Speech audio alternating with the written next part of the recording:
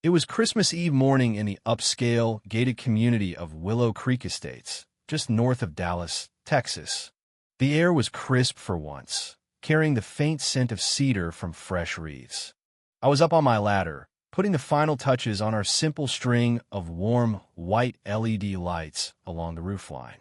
Nothing flashy, just clean lines, a handmade cedar wreath on the front door, and a small wooden nativity scene my daughter and I had built from reclaimed barnwood, lit by a single soft spotlight. That's when Karen Whitaker stormed across the street like she owned the sidewalk. Karen, the HOA president for the past 7 years, was dressed in her usual impeccable style. Cashmere coat, designer boots, and that perpetual look of disapproval. She planted herself at the base of my ladder, clipboard in hand, voice carrying loud enough for half the block to hear through their windows. "Take those pathetic lights down right now, Tom," she snapped. "They're an embarrassment. Too plain, too cheap-looking. They're dragging down our property values. Remove them immediately, or we'll start foreclosure proceedings." Kids on scooters froze mid-ride.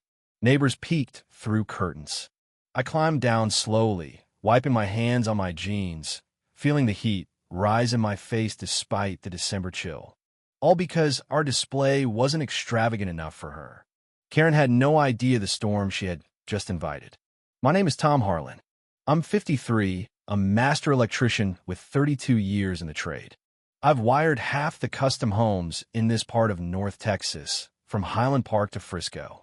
My wife, Laura, and I moved to Willow Creek 5 years ago when my business was booming and our daughter, Sophie, was starting high school. We wanted the top-rated schools and a safe neighborhood. The house stretched our budget, but we made it work. This year had been rough. Laura's emergency back surgery in August turned complicated. 3 procedures, 8 weeks off work, and $20,000 in out-of-pocket costs insurance wouldn't touch. Our Christmas budget was tight. No room for the synchronized LED spectacles that turned Willow Creek into a holiday tourist trap every December. Our neighborhood didn't just decorate for Christmas. It staged a production. We're talking 80,000 watts of lights pulsing to holiday tunes, 40-foot trees rigged with fog machines in 70-degree Texas weather, animatronic reindeer that danced on timers, and speakers loud enough to wake the next county. Cars lined up for miles outside the gates. Local news called it the Dallas Holiday Spectacle. Families drove from Fort Worth and beyond just to see it. Karen Whitaker ran the show. 48 years old, married to a tech executive with a 9-figure net worth. She drove a spotless black Mercedes G-Wagon and never left the house without full makeup. For 6 years, she'd been HOA president, obsessed with what she called aesthetic excellence and protecting investments. Translation: everything had to scream money or it was a threat. Our family tradition was different. My dad taught me that real craftsmanship doesn't need a shout. So we kept it simple. Warm lights that lasted decades, not the bargain bin kind that fizzled after one season. A hand-carved wreath that nativity scene Sophie helped design. She called it Christmas card pretty. Total cost, under $400. Timeless. Meaningful.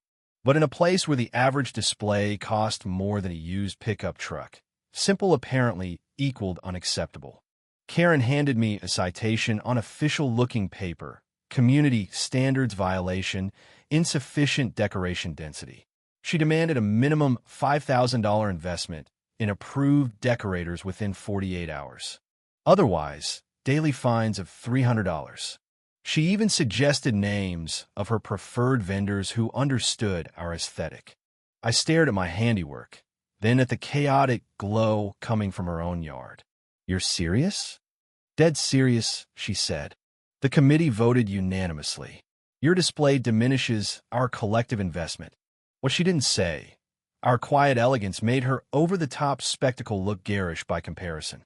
That evening, she called an emergency HOA meeting in the clubhouse, a glass and marble palace smelling of money and resentment. She ran a PowerPoint titled Upholding Excellence, the Willow Creek Standard. Slides of past years' displays, each more elaborate than my house, shot from the worst angle possible. "This property fails to meet investment standards," she declared, laser pointer jabbing like a dagger. "Immediate remediation required, or $300 daily fines. I asked the obvious. What if I can't afford $5,000 for lights? Karen's reply. Then perhaps Willow Creek isn't the right fit for your family. That night, I couldn't sleep. Laura tossed beside me, pain and stress slowing her recovery.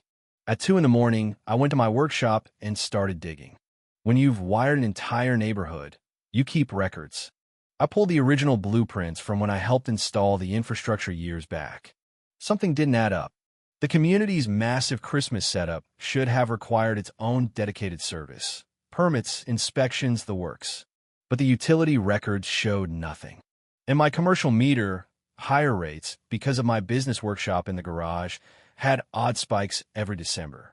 I grabbed a flashlight and went out to the utility easement behind the houses. Tucked behind shrubs was the main junction box for our section. There was an unmarked line running straight from my meter to the community display panel. Professional work hidden carefully.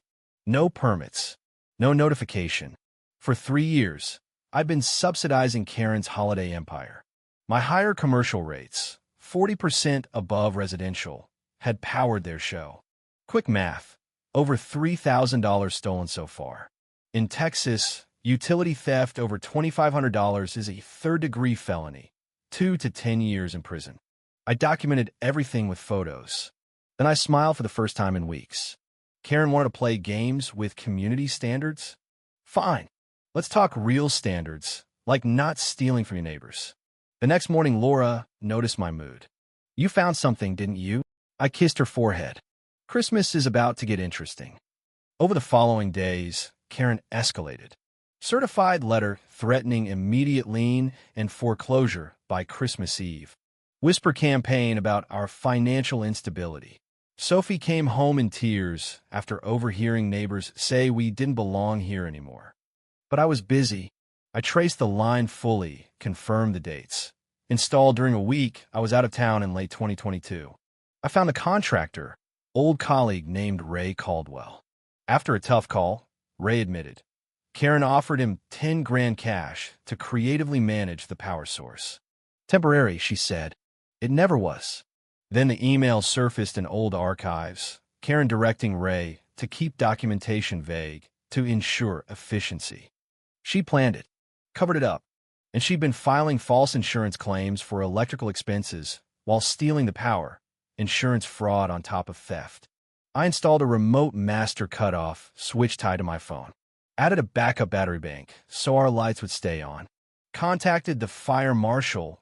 Unpermitted 80,000-watt load was a fire hazard. The district attorney's office and Channel 8 News. They loved stories of wealthy folks preying on working families. Christmas Eve arrived. The big celebration kicked off at 6. Hot chocolate, carols, crowds gathering for the 7 o'clock light show.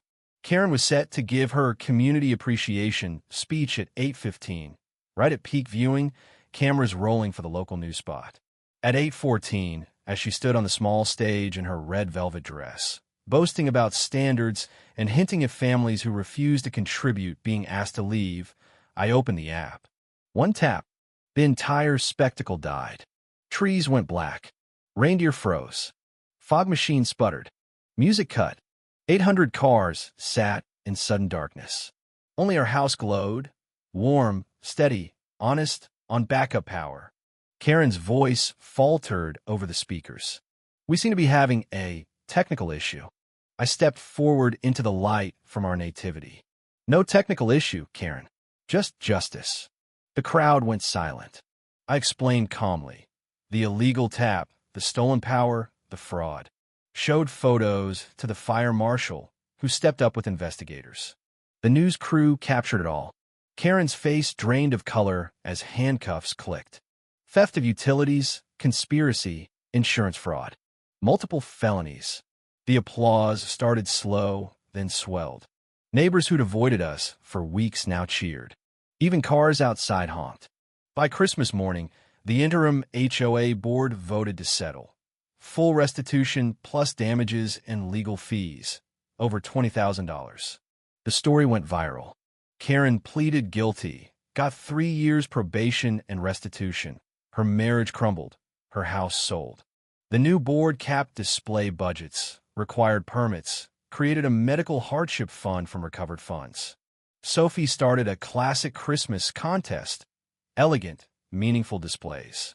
Neighbors baked cookies together again. My business boomed. People wanted the honest electrician who'd stood up. Laura's recovery strengthened without the stress. Sophie got into college with scholarships. Willow Creek became a real community. Justice doesn't always need fireworks. Sometimes a simple string of lights is enough to expose the darkness. What do you think? Have you ever dealt with unfair authority? Maybe an overreaching HOA, a boss, or just plain injustice? Does standing up with facts and patience always win? Or is there a point where you fight fire with fire? Share your stories and your take in the comments below. I'd love to hear where you stand.